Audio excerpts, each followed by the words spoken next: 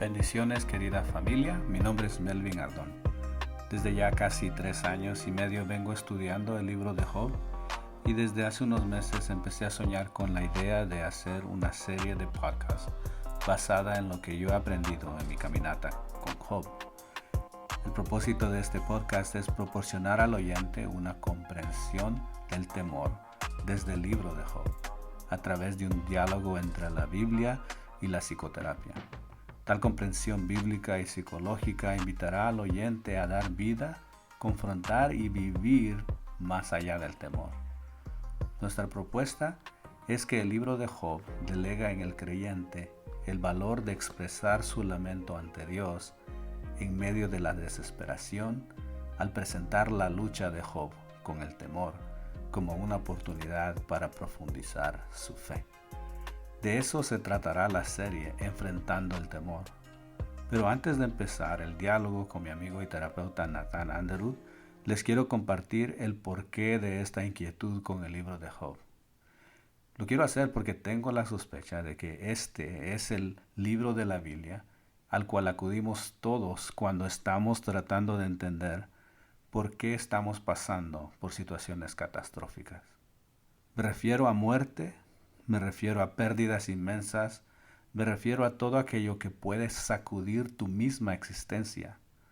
Mi encuentro con el libro de Job fue precisamente la mañana del 30 de abril del 2018, unas horas después de que en el hospital me dijeran que mi esposa había muerto, que un hombre borracho había estrellado su carro contra ella. En esos momentos estaba tratando de entender mi dolor.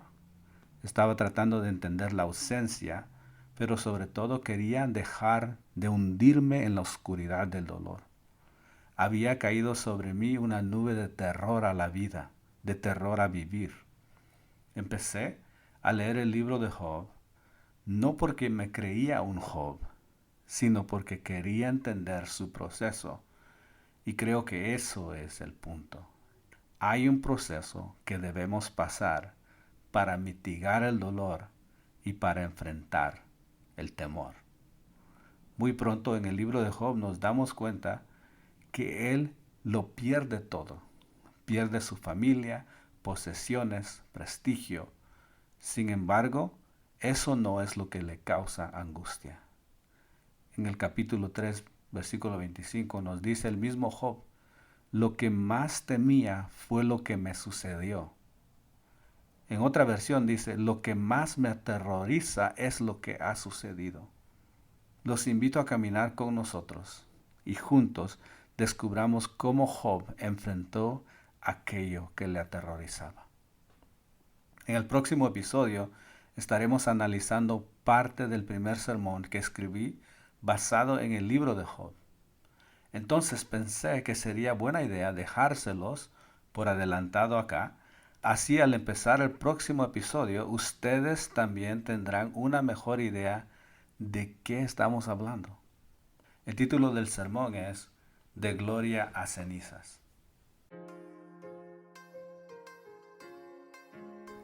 Para los que no saben, el libro de Job es un libro de la Biblia.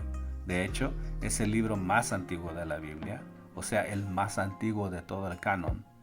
Esto no quiere decir que no había conocimiento de Dios antes de escribir este libro, pero sí que tal conocimiento estaba limitado a dichos o a relatos no escritos, lo que conocemos como sabiduría simple o tradición oral. Entender esto es muy importante para estudiar el libro de Job, pues en el libro de Job seremos testigos de la evolución de la fe de un hombre perfecto y recto. Usualmente cuando se predica del libro de Job, solamente se predican los primeros 2 capítulos y el último capítulo. Creo que esa es nuestra tendencia. Queremos llegar al final antes de pasar por el proceso. El 95% del libro de Job es el proceso. Muchas veces declaramos que estamos en el proceso y no sabemos qué es estar en el proceso. El libro de Job nos enseña cómo Job personalmente pasó su proceso. Esto nos ayudará a entender cómo nosotros podemos caminar en nuestro proceso. Bueno, les digo esto para que no piensen que todo termina con este sermón. De hecho, hoy solo cubriremos 5% del libro de Job. Con eso en mente, veamos un poquito más sobre el contexto del libro de Job. El libro de Job es el más antiguo de todo el canon, como ya les dije. Esto quiere decir que fue escrito sin el conocimiento de ninguna otra escritura inspirada por Dios.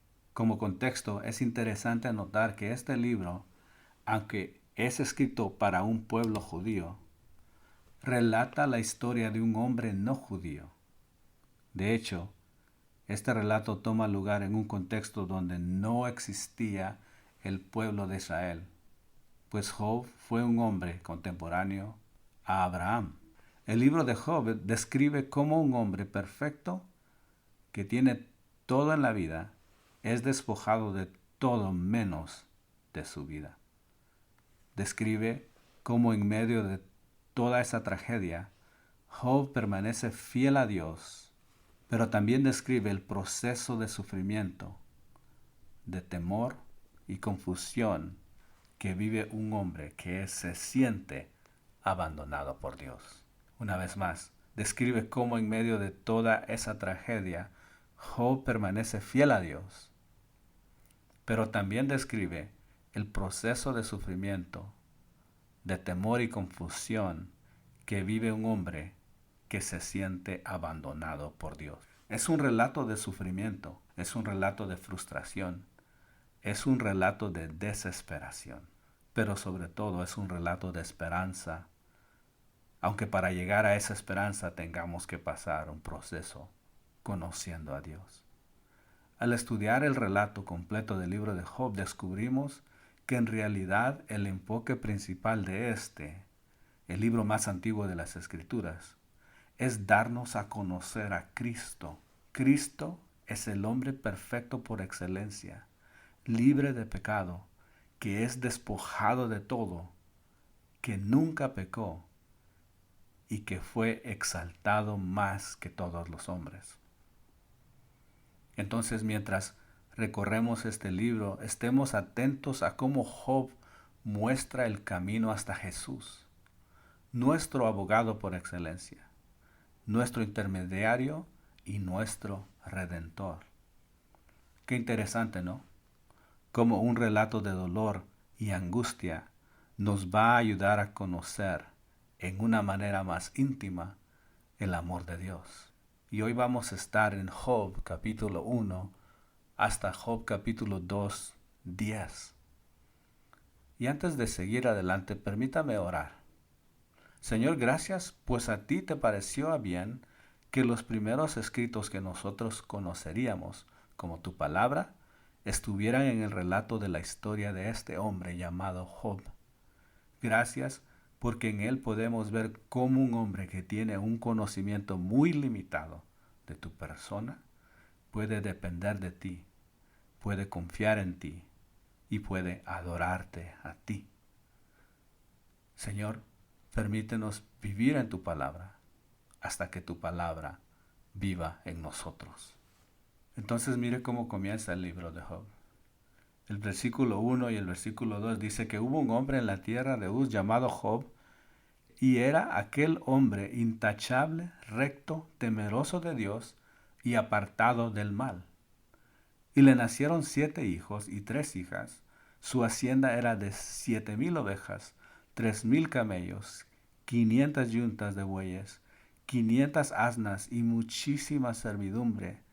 Y era aquel hombre el más grande de todos los hijos del oriente. El escritor del libro de Job comienza describiendo a su personaje principal. Lo describe como un hombre intachable, un hombre recto, temeroso de Dios y apartado del mal. También aprendemos que este hombre era próspero en todo el sentido de la palabra. De hecho, el autor nos dice que Job era el hombre más grande de todos los hijos del oriente. Y bueno, era de esperarse, ¿no? Claro que un hombre intachable, un hombre recto, temeroso de Dios y apartado del mal, tenía que ser próspero. Eso es lo que se conoce como una sabiduría simple, básica y una sabiduría incompleta. La sabiduría simple enseña, haz el bien y Dios te bendecirá. Haz el mal y te maldecirá. Desafortunadamente, si hemos vivido lo suficiente, nos damos cuenta que las cosas en la vida no son así de simples, ¿verdad? Al leer la introducción del libro de Job, me pregunto, ¿por qué será importante saber que Job era un hombre intachable, un hombre recto, un hombre temeroso de Dios y apartado del mal? En otras palabras, ¿por qué razón empieza de esta forma el relato?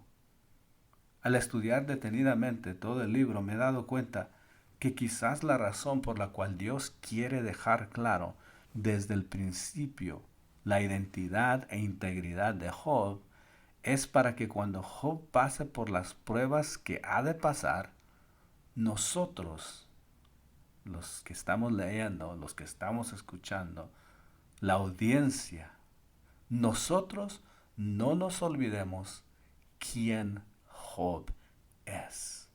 Es crucial que conozcamos nuestra identidad. Job conoce muy bien quién es él. Y nosotros, los lectores, necesitamos recordarlo cada vez que leamos este libro. Lo que le sucede a Job no le sucede por ser un infiel, un malhechor, o alguien que no se aparta del mal, o alguien que no teme a Dios. Job es un hombre de integridad, alguien completo ante los ojos de Dios, no solo porque conoce los beneficios de servir a Dios, sino porque en verdad desea agradar a Dios. En su empeño por agradar a Dios, Job se asegura de presentar sacrificios por sus hijos, en caso que ellos hayan pecado. ¿Y qué nos enseña esto de la persona de Job? Hay cosas a favor y quizás algunas en contra. Job quiere estar siempre a cuentas con Dios. Job cree que él tiene autoridad para ofrecer sacrificios por sus hijos como sacerdote. Alguien también dijo que quizás Job era un alcahuete, pues en lugar de enseñar a sus hijos a vivir una vida de integridad, hacía sacrificios por ellos. Aunque por otro lado, Job nos da un ejemplo de cómo los padres podemos de interceder por nuestros hijos. Yo quiero sugerir que por lo menos Job sufría de ansiedad por la posible falta de sus hijos. Él no estaba seguro de sus hijos. Él sabe que por naturaleza los humanos no buscamos honrar a Dios. Pero hasta ahora en el relato todo va de maravilla. Job está viviendo su mejor vida hoy. Pero hubo un día cuando los hijos de Dios vinieron a presentarse delante del Señor. Y Satanás vino también entre ellos. Eso dice Job 1:6. Y en un abrir y cerrar de ojos el autor cambia de escenario. De repente nos encontramos en la eternidad. Y ahí hay una reunión de ángeles a la cual asiste el acusador de nuestras almas llamado Satanás. Qué interesante escena, ¿no? En pocas palabras, el autor deja algunas cosas bien claras. Primero, Satanás se reporta a Dios. En otras palabras, Satanás está bajo el mando de Dios. Segundo, Satanás rodea la tierra, anda por la tierra. Muy después, en la cronología de la Biblia, nos damos cuenta que Satanás rodea la tierra como león rugiente buscando a quien devorar. Tercero, el autor nos deja bien claro que Dios también afirma la integridad de Job. De hecho, dice que no hay nadie como él en toda la tierra.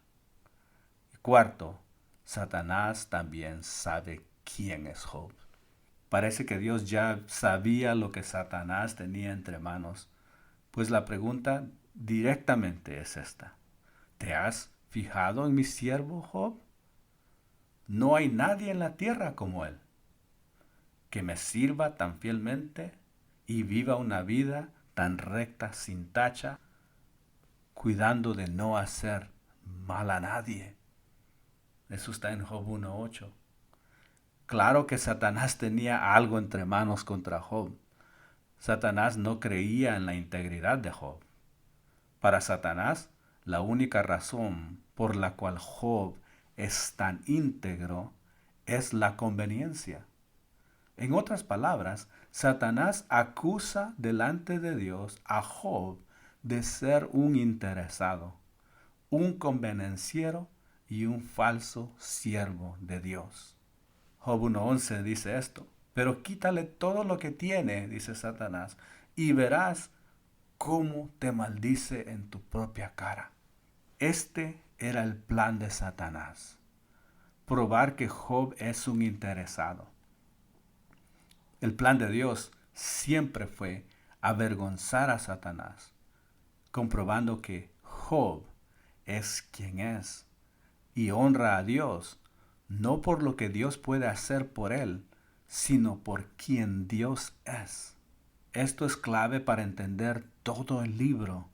Satanás quiere comprobar que los humanos solo temen a Dios o buscan de Dios para que Él les haga bien. Y Dios lo apuesta todo por su gallo. Dios lo apuesta todo por Job. La pregunta del millón es: ¿por qué permite Dios que a Job le pase lo que le pasa? Porque en un día todo se derrumbó. Literalmente todo se vino abajo. Sus enemigos, guiados por Satanás, mataron a los empleados y los camellos de Job. Sus pastores y ovejas fueron consumidos por un rayo, y todos sus hijos murieron en un desastre natural. Satanás ejecutó el plan perfecto para humillar a Job, para que Job cediera a su naturaleza pecaminosa y maldijera a Dios. Ahora sí, según Satanás, Job no tenía ninguna razón para guardar su integridad. Pero ahí no termina la historia. Satanás es literalmente avergonzado, porque aún habiendo perdido todo, Job, en lugar de maldecir a Dios, se humilla ante Dios y lo adora. Después de un tiempo vuelve a la presencia de Dios, Satanás, y una vez más, Job es el centro de atención. Dios le dice a Satanás que aún no hay otro hombre como Job en la tierra. Aún a pesar de que todo lo que había perdido, todo lo que le había pasado. Satanás entonces pide permiso para enfrentar a Job, para enfermar a Job. Y una vez más, no sé por qué, Dios lo permite. Pero aún así, Job no maldice a Dios. La Biblia dice que en todo esto Job no pecó. Antes de terminar, quiero darles un dato curioso. En el capítulo 2, versículo 9, aparece la mujer de Job. Y se aparece solo para decirle: ¿por qué insistes en demostrar que eres bueno? Mejor maldice a Dios y muérete. En otras palabras, si fueras bueno, esto no te estuviera pasando, Job. Dios no lo hubiera permitido. Muérete para que ya se acabe todo. Recuerden que la sabiduría de ellos era sabiduría muy limitada. Para ellos la muerte era el fin. Quizás la mujer de Job dice lo que dice porque ella también estaba sufriendo la pérdida y la muerte de sus hijos, y esa era la única forma que sabía expresar su dolor. Job corrige a su mujer y le dice algo similar a lo que ya había declarado. Si aceptamos todo lo bueno que Dios nos da, también debemos aceptar lo malo, dice Job 2:10. Quizás Teológicamente, este dicho, Jehová dio y Jehová quitó, no sea tan concordante con el resto de las escrituras.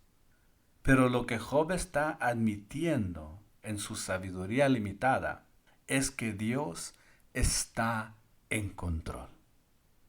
Si bien le estaba lloviendo sobre mojado, si bien todo se había derrumbado en su vida y la vida se le vino abajo, aún en esa circunstancia, Job dice, Dios está en control.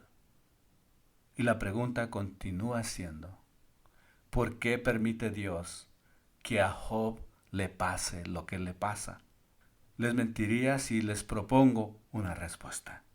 De hecho, en todo el libro nunca se nos dice la razón. Sin embargo, como iremos viendo en cada episodio de este podcast, Job llegará a un punto en su proceso donde esta pregunta dejará de existir en su mente. Llegará un momento donde Job verá en realidad y verá la belleza de su fe. Creo que la mayoría de ustedes conoce la tragedia que sucedió con mi esposa. Ese domingo 29 de abril ha sido el más oscuro de la vida para todos aquellos que la amamos. Recuerdo que los niños y yo la estábamos esperando para ver una película juntos. Al no llegar, la llamamos y enviamos mensajes, pero pensábamos que estaba con su hermana o quizás platicando con alguna amiga. Muchas la buscaban para platicar con ella. De repente el teléfono sonó. Era el hospital pidiéndome que fuera de emergencia. Yo quería ir solo, pero mis hijos no me dejaron. Y presentíamos lo peor. Después de una larga espera, una doctora llegó a la sala y nos dio la noticia. Kira ha muerto. Un conductor ebrio había chocado su auto y ella había muerto al instante. En realidad creo que todo se detuvo para mí. No podía entender lo que estaba pasando. No podía comprender cómo Dios había permitido tal tragedia con alguien que le ama y le sirve tanto. Satanás invadió mi mente con acusaciones y con dudas. Creo que fueron las horas más largas de mi vida. Esa noche, nuestro apartamento fue inundado de personas queriendo consolarnos. No dormí toda la noche. Nos escapamos, me llevé a mis hijos y nos escondimos. Fue ahí cuando empecé a leer el libro de Job. No porque yo fuera un hombre perfecto, al igual que Job. No porque yo fuera sin manchas. No porque yo no mereciera dolor, sino porque en mis ojos ella sí lo era. Y quizás entendiendo yo cómo Job superó su dolor, yo también podría superar el mío. No les voy a mentir, aún no encuentro la respuesta. Aún no sé por qué Dios permitió que sucediera el accidente, o por qué no la libró, o por qué este mundo tiene que ser así, tan quebrantado, para que los hombres y mujeres tengan que ahogar sus penas en el alcohol y cometer estupideces. Quizás nunca conoceré la respuesta, pero de lo que sí estoy convencido, Dios estaba allí, al lado de Kira, tomándola en sus brazos para llevarla a la eternidad. Querida familia, en esta vida es necesario que vengan pruebas. En este mundo quebrantado vamos a sufrir. Cuando vengan esos momentos, cuando la vida se ponga dura, recuerden que Dios está en control. Nada de lo que pueda venir tomará a Dios por sorpresa. Los dejo con esta exhortación del apóstol Pedro. Queridos hermanos en Cristo, no se sorprendan si tienen que afrontar problemas que pongan a prueba su confianza en Dios. Eso no es nada extraño. Al contrario, alégrense de poder sufrir como Cristo sufrió, para que también se alegren cuando Cristo regrese y muestre su gloria y su poder. Los esperamos en nuestro próximo episodio, donde estaremos platicando con mi amigo y terapeuta Nathan Underwood sobre las diferentes implicaciones de poder entender, de poder confrontar y de poder vivir más allá del temor. Que el Señor me los bendiga.